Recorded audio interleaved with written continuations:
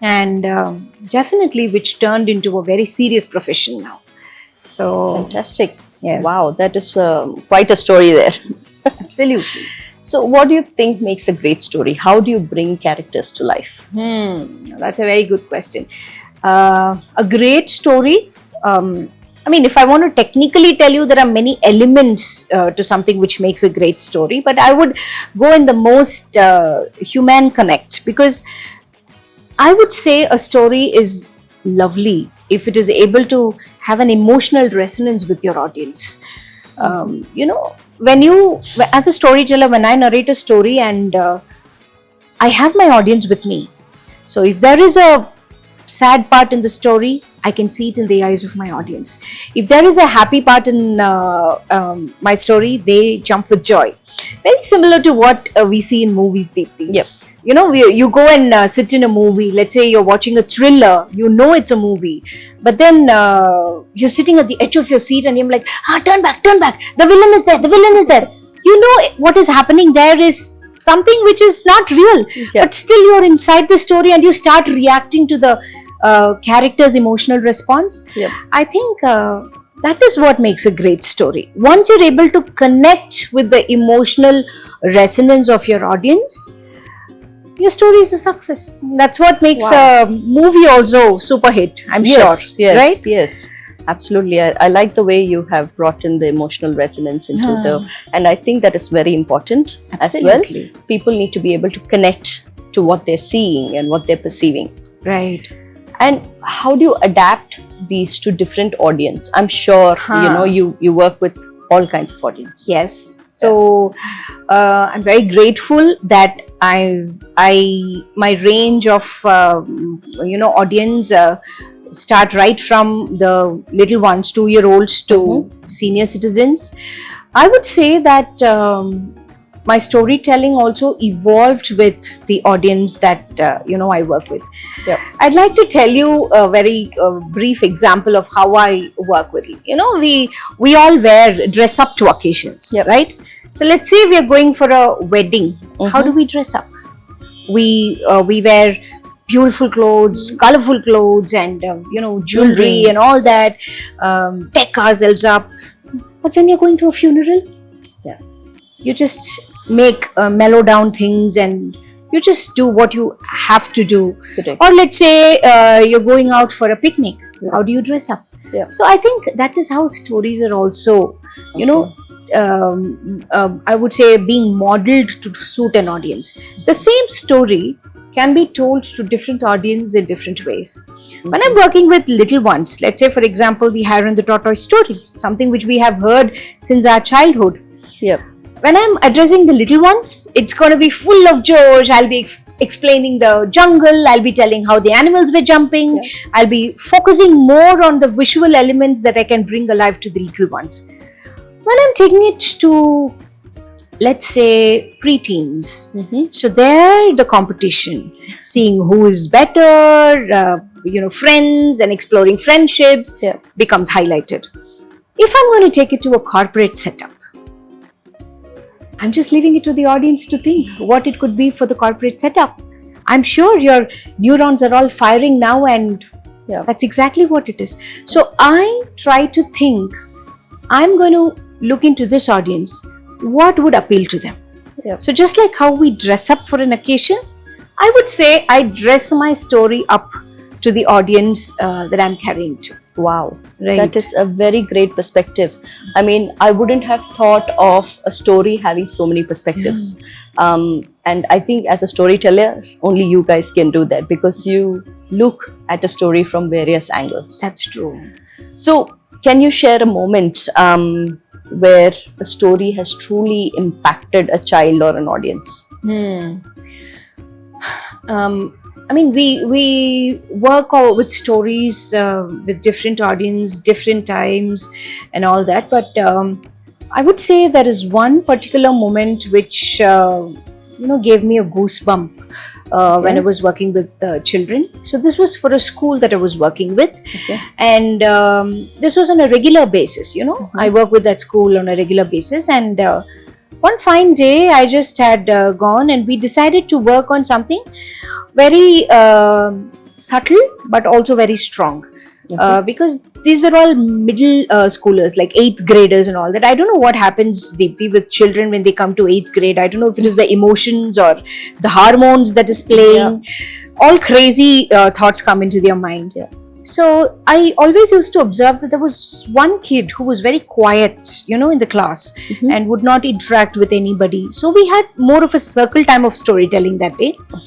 And I picked up a story that spoke about a child who was moving from Korea to the USA. Okay. And she was feeling very bad about her name, because her name was not being able to be pronounced by the children in the US. It's a Korean name? It's a Korean name. Okay. So how the child is trying to adapt into its, classroom. So the children are making fun of her name. Oh. So she's not being accepted, and some are even giving her suggestions to names. And finally the story ends with how the child is accepting who she is. And the moment she's accepting who she is, the people around her also start to accept her. Absolutely. And they become her friends, and they want Korean names too. So they're like, why don't you give us a Korean name? So that's how the story ends. So now this is a very simple story if you're looking at, but I tried to bring in the character of the boy. So this girl in the Korean story had a friend, who was being very nice and very compassionate. So the friend's name became the silent boy's name in the classroom. Wow. So now after I finished the story, we usually have reflection moments with the children. So I asked them, what did you like about the friend? So children were all telling, he's very sweet, he's very kind. When everybody else was teasing the girl, he was somebody who wants to go and help her out. So now the name of the friend was the name of the boy who was very quiet in the class. Yep. You should see the way the child's face lit up. Wow. When they were telling about this. And then I stopped and paused to ask, how about your friend who has the same name? And then the children started to tell all the good things that the child does in the classroom. Like, he's the first one to share erasers with us, ma'am. Wow. He's always there. When somebody is not feeling okay, he's the one who comes and tells hello, and he's the one who's comforting. So maybe that was the first time the child is hearing something nice about him. And when the class was over, the class teacher came to me and she said, ma'am, I've never seen him smile this much in the class. And as I was packing my bags and I was going back, the child came, gave me a hug and said, thank you. Oh my God, that's so sweet. That's the best reward a storyteller could get. Yeah. And that's what a story does to a child. Absolutely. And I'm sure he is going to remember this for the rest of his life. Absolutely. And you probably have created a big impact in the way he sees things. Absolutely. As well. Absolutely. And I think that 1 hour of storytelling, I don't think anyone would have even fathomed how it would have changed the personality of the child. Right. That's a great story. That's a great story. Also, that brings me to another question. Have you ever had a story misunderstood? Or you were not prepared, or something that didn't go as you planned, or it just didn't go the positive way? It's a very good question. And I think every storyteller or every person who's interacting should definitely think about this, because if I had not been careful, there was a moment when my story could have been misunderstood. Because there was one time I was invited by an NGO. So people just keep calling if they see us somewhere in Facebook or social media and they've seen us work somewhere. So they just get our phone numbers, they call for a session and all that. So one day, this was, some 10 years back, I had a call from an NGO and they said, ma'am, we would like to have you for a storytelling session, but we would want it today.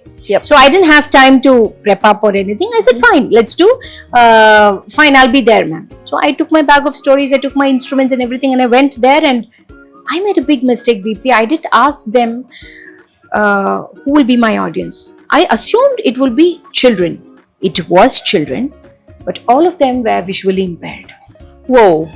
And there I go, I sit, and the teachers are bringing the kids. And I'm sitting there in my head, I'm thinking, how am I going to tell these children there was a mountain? How can I tell them there is a flower? How can I tell them there was an elephant? How will I help them understand? There I was panicking. I'm like, I am going to do injustice if I'm not going to able to tell them correctly.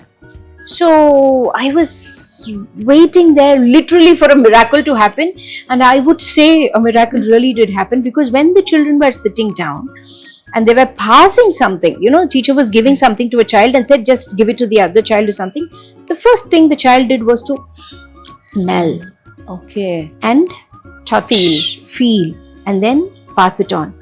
That was my moment. I literally thanked the heavens. I said, give me 5 minutes. Yeah. And I ran to the garden that they had. Yeah. I plucked some flowers, I plucked some leaves and, whatever, the stones or whatever that I could find. And I did a story which has got everything to do with sensorial elements. Wow. So the child had the story had a flower, and when I was talking about the flower, I passed the flower. So the children smelt the flower. And then if I had to show them something cold, then I took a pebble and I said, this is how cold the thing was. Yeah. So it was passed around and the children had fun. And I said, crush the leaves and smell it. So, having them, I use my instruments to create the sound. Yeah. So I tried to see how I can trigger the sensorial, all the 5 senses of the child, and it worked. Wow. But it was like I was sitting on a ticking bomb, and anytime it would explode, and I'm like, I just hope I do justice, as a storyteller to these children. The best part was, after the thing was over, there was this girl who came to me and said, Akka, thank you for helping me see. So That is so sweet. I'm like, Did you have tears in your choke, eyes? obviously. I mean, I Yeah. choke even now when I'm thinking about that moment. But that was the time I realized that I should take my profession very seriously. I know it was passion. I know I was doing it out of, happiness, to bring me happiness. But how much it would mean to my audience was something that I found that day.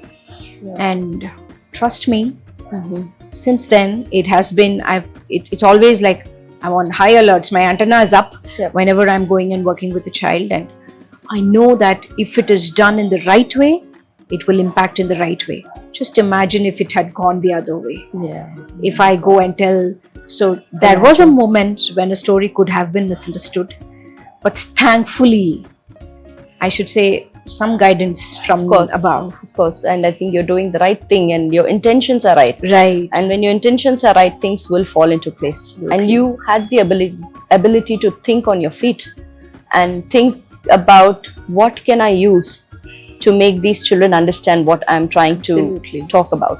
I think that is something that a storyteller should develop, to quickly adapt to situations and think on the feet. And you've evolved. I mean, Yes. you evolved with all the stories that you have been narrating over time. And you mentioned instruments as part of your stories. So I want to know what kind of instruments. When you say instruments, I know you have come to Kidzada and you have used a few props. But it'll be nice if you can show 1 or 2 instruments. And I know you come from a musical background as well. If you can talk a little bit about how did you find the instruments? What was your inspiration? How does this whole process of creating a story to narrate work in your head behind the scenes? So this again, I should definitely thank my parents. Yep. So I think as children, we were asked to take up some form of art. So my dad was very serious about having an art as something that has to back up the academics. True. So we as a child, me and my sister, were put to dance classes and musical classes, Carnatic music.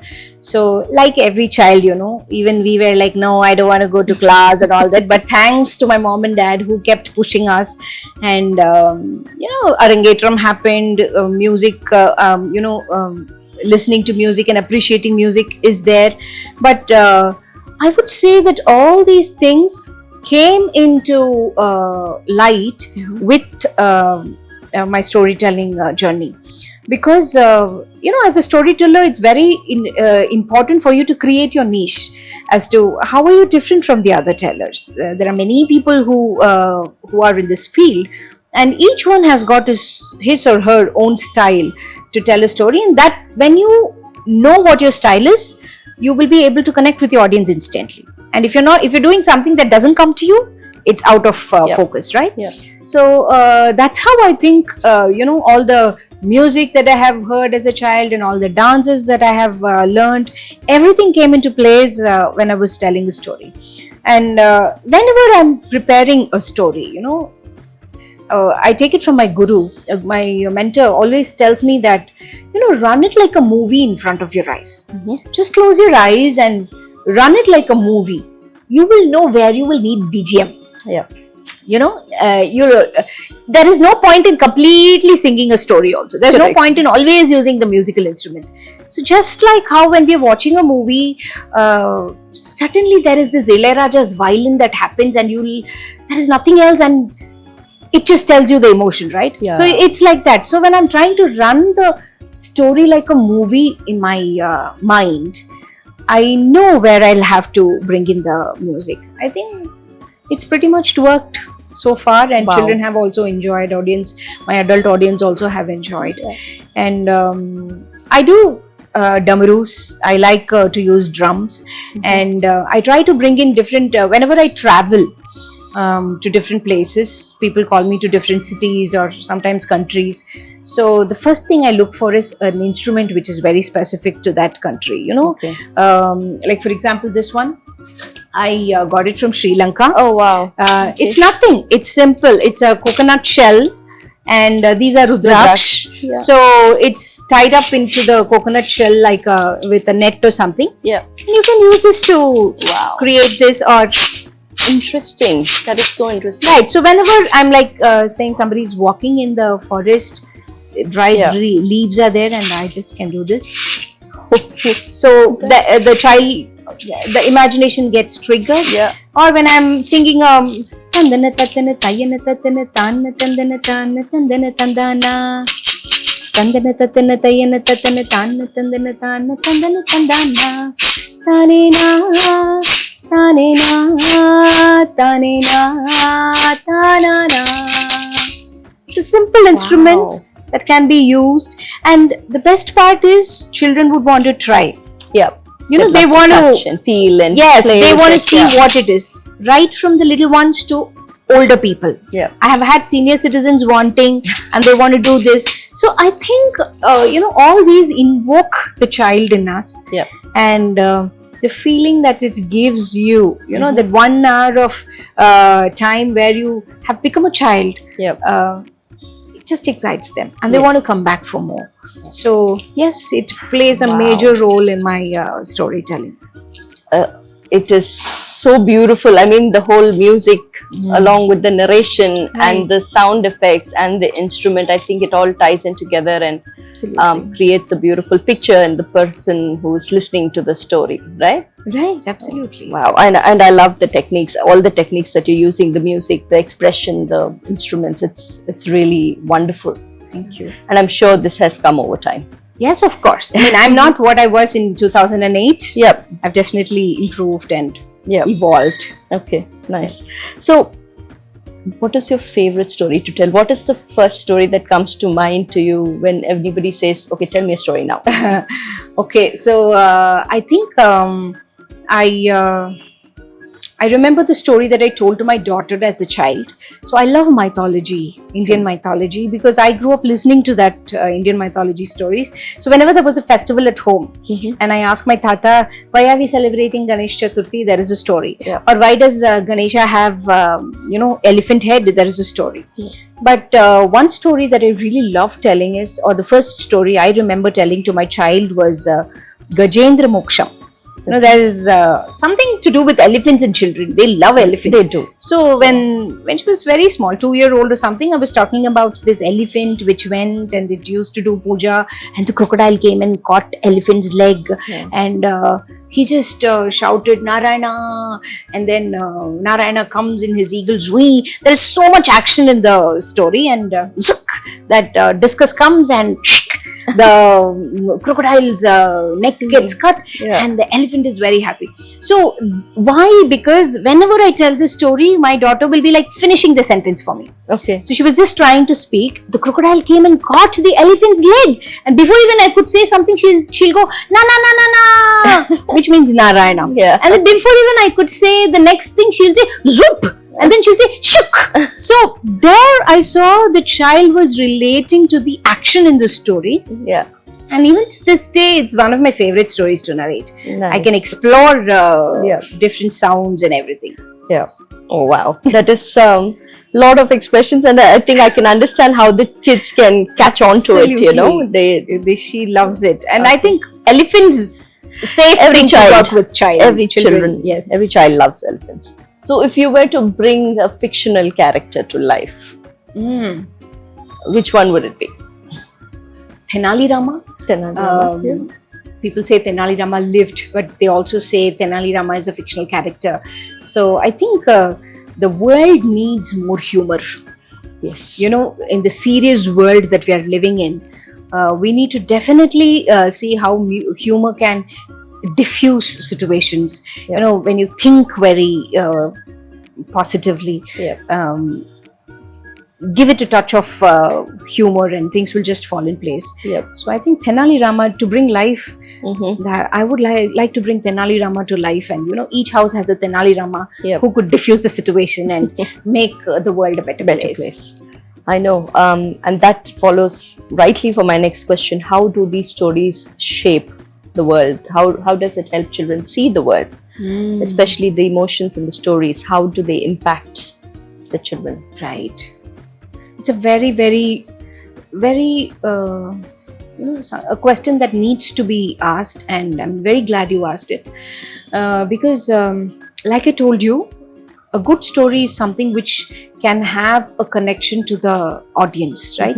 So when you're working with children, especially, not only children, even adults especially for that matter, a storyteller tries to see how the character can be brought to life, so that you know the emotions in the story is highlighted. How the character feels the emotion, and then the emotion is felt by the audience.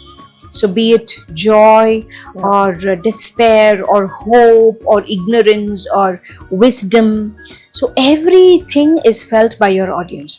So when the emotional connect happens with the audience, what happens is something beautiful. Your mind starts to secrete the hormone, dopamine. You know? It is so the happy hormone, and you feel good, and you feel you are a part of the story. And at that point of time, if you are giving people what they need, they just take it like that.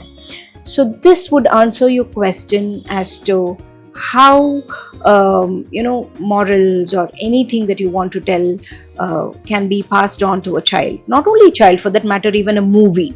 There is a movie, the movie is created and you are completely into the movie, and the director very subtly tells the message of the movie, and it would be something very simple as, wear your helmet and go when you're going in the bike. I love the movie U-Turn. I don't know if you've seen the movie U-Turn in Kannada. It's a horror movie. But the message that the movie gives is, for heaven's sake, follow traffic rules. It's a horror movie where you sit on the edge of your seat, but then when you come back, you never forget the message that the movie has given you. So it's like that. So you just take the story to that level where it reaches that peak where your audience is completely engaged, and when they're completely into the movie, pass on the message, it goes to them. So the emotional connect is very, very important when you're working with an audience. And because they start to feel what the emotions feel, going from sadness to happiness, or from despair to hope, or from ignorance to wisdom, is something which is there in the emotional arc of every person's life, right? Absolutely. So we have gone through failures, we have gone through success. So the journey that the character takes is something that the journey that every other person who's sitting there will experience. So it is not fiction, it is real life. Yep. So when that connection happens, it's beautiful. And if you are able to send in your message at that point of time, it just sticks with an audience, Yep. Beyond everything, Aditi, emotions are universal. True. It is there with people in India. It is there with people in some remote tribal person who's sitting there in some forest. It is there. Yeah. So why not use this shared emotion that we share with millions of people around the world and tap it the right way, so that they will be able to connect. Yeah. So why does it happen? Because when the connection happens, there is empathy created. The person who's seeing will be able to see it from the perspective of the character. So it gives them the understanding of, oh, maybe I should also see this angle to what is happening. So it develops empathy, it builds compassion, something for anybody to see or move to a better world, right? Yeah. So thank you so much for that question. So emotions play a very, very important role in a story. Yeah. And as a storyteller, it is my very important duty to make sure that I engage the audience with the correct emotion and leave them in the place that I really want them to. Wow, so rightly said. Right. I mean, you as a storyteller have to look at every situation or Absolutely. the story through the eyes of your audience. Right. And emotions is a universal language. Like you said, whatever language you talk at home, it doesn't matter. Everybody cries the same way. Everybody laughs the same way. So you need to, like you said, rightfully tap into that emotion Absolutely. and understand what you want to deliver. That Right. is so beautifully Right. said. Let's come back to a little bit of humor. What is the most funniest or unexpected reaction you had from your audience? Okay, so this is with the senior citizen people group that I work with. So the very first time that I went to them, so they were all looking at me and said, "You are here to tell stories to us. We should be the one who's telling stories to you." So I found a lot of resistance, Yeah. I'm like, yes, that's true. But I grew up listening to stories from my grandfather. So, it's my way of giving back to my grandfather. So I just want to share a story with you all, with your permission. So I had to go to that level of, give me permission so that I can share a story with you. So it started like that. But then the beauty was, I just did one story.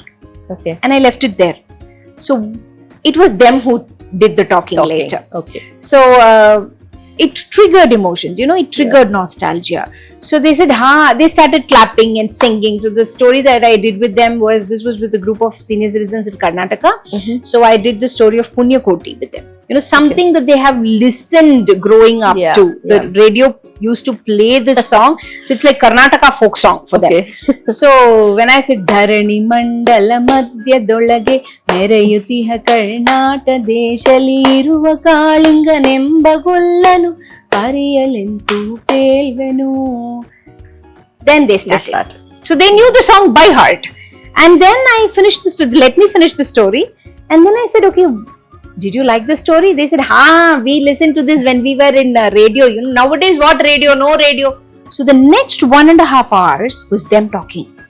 Okay. So then I knew that these people want to talk. Yeah. And they are restricting themselves from talking. So that was one funny incident, I would say. Funny in the sense, like, it started off with a very closed audience who was like, we will tell you, you sit and listen. So I said, I'm going to listen to you. Let us start. So this is how the stories with seniors started. Another thing that I really liked was, when I was working with the school, and we had all these helpers